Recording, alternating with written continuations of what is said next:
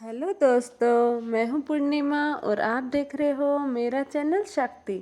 आज का मेरा टॉपिक है पूर्णिमा व्रत कथा का। तो पूर्णिमा की व्रत कथा शुरू करने से पहले गणेश जी महाराज को याद कर लेते हैं। तो बोलिए गणेश जी महाराज जी की जय। अब शुरू करते हैं आज का टॉपिक। द्वापर युग में एक बार यशोदा जी ने कृष्ण से कहा, हे कृष्ण, तुम सारे संसार के रचयिता तथा पालनहार हो। आज कोई ऐसा उपाय मुझसे कहो जिसके करने से स्त्रियों को सौभाग्य की प्राप्ति हो तथा उनकी सभी मनोकामनाएं पूर्ण हो। श्री कृष्ण कहने लगे, हे माता, मैं आपको एक उपाय विस्तार से बताता हूँ। सौभाग्य की प्राप्ति के लिए स्त्रियों को 32 पूर्णमासियों का व्रत करना चाहिए। श्री कृष्ण जी आगे कहने लगे कि इस धरती पर एक राजा चंद्रहास की अनेक प्रकार के रत्नों से परिपूर्ण कार्तिका नाम की नगरी थी। वहां पर धनेश्वर नाम का एक ब्राह्मण था और उसकी स्त्री अति सुशील एवं रूपवती थी। दोनों ही उस नगरी में बड़े प्रेम के साथ रहते थे। घर में धन धान्य आदि की कमी नहीं थी। उनको केवल एक दुख था कि उनके कोई संतान नहीं थी।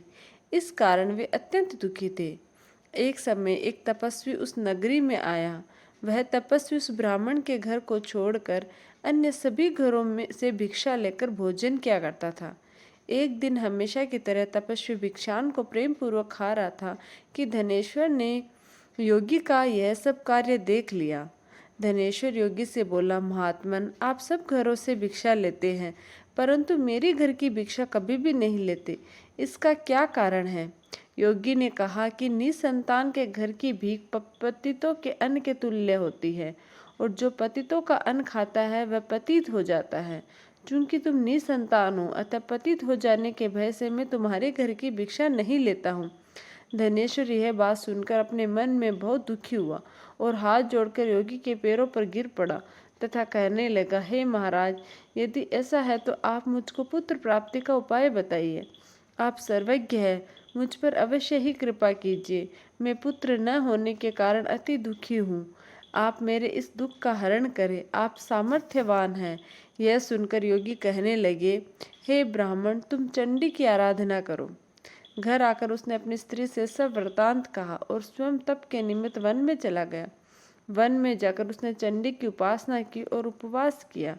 चंडी ने 16वें दिन उसको स्वप्न में दर्शन दिया और कहा, हे धनेश्वर, जा, तेरे पुत्र होगा, परंतु वह 16 वर्ष की आयु में ही मृत्यु को प्राप्त हो जाएगा। यदि तुम दोनों स्त्री पुरुष 32 पूर्णमासियों का व्रत विधि पूर्वक करोगे तो वह दीर्घायु होगा। प्रातः काल होने पर इस स्थान के समीप ही तुम्हें एक आम का वृक्ष दिखाई देगा।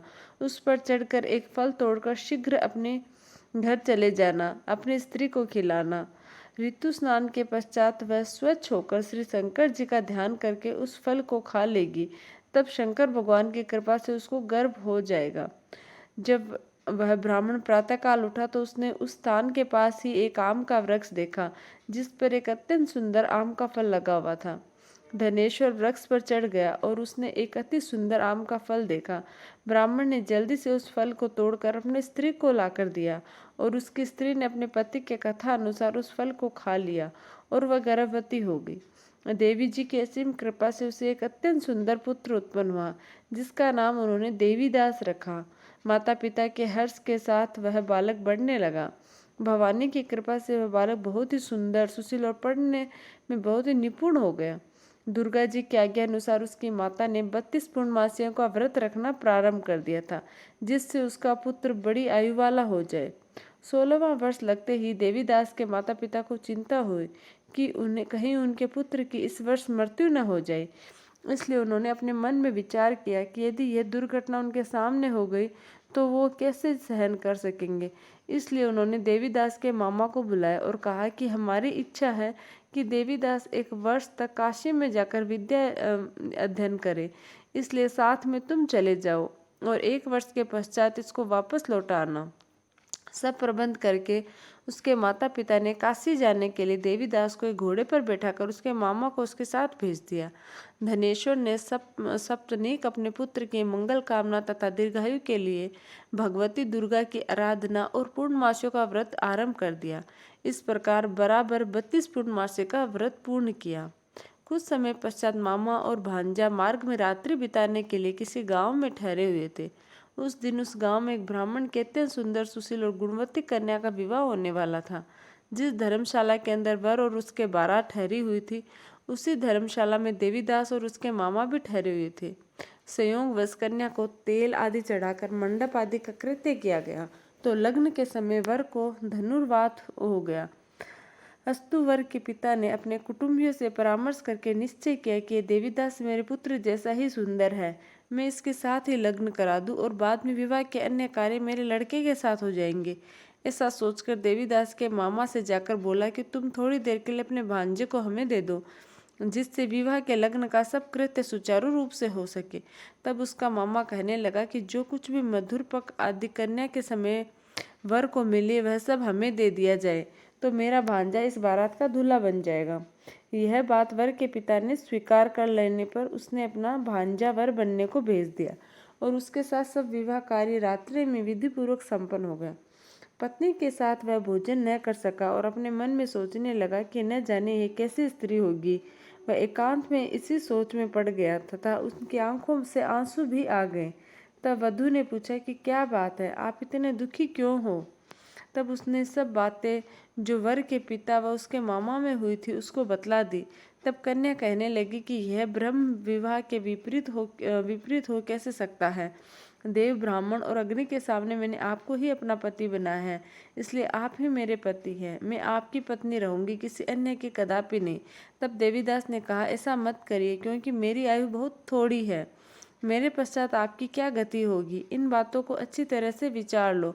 परंतु वह दृढ़ विचार वाली थी, बोली कि जो आपकी गति होगी वही मेरी गति होगी।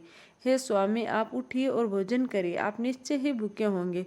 इसके बाद देवीदास और उसकी पत्नी दोनों ने भोजन किया तथा शेष रात्रि वे सोते रहे। प्रातःकाल देवीदास ने अपनी पत्नी को 3 नगों से जड़ी हुई एक अंगूठी दी, एक रुमाल दिया और बोला, हे प्रिय, इसे लो और संकेत समझकर स्थिर चित हो जाओ।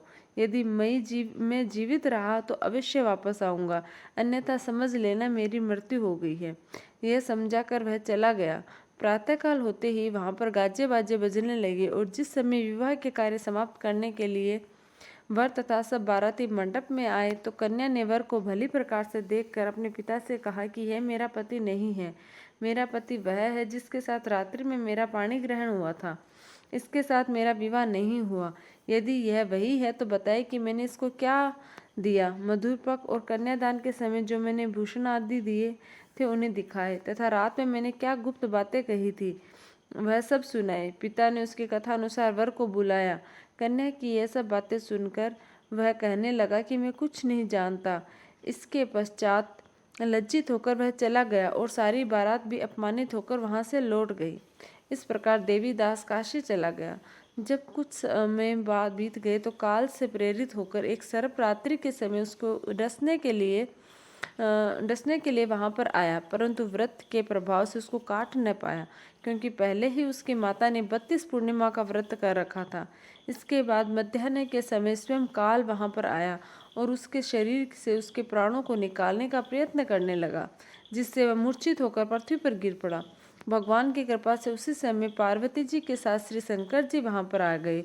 उसको मूर्छित दशा में देखकर पार्वती जी ने भगवान शंकर से प्रार्थना की कि हे महाराज, इस बालक की माता ने पहले 32 पूर्णिमा का व्रत किया था, जिसके प्रभाव से इसका मृत्यु दोष कट गया।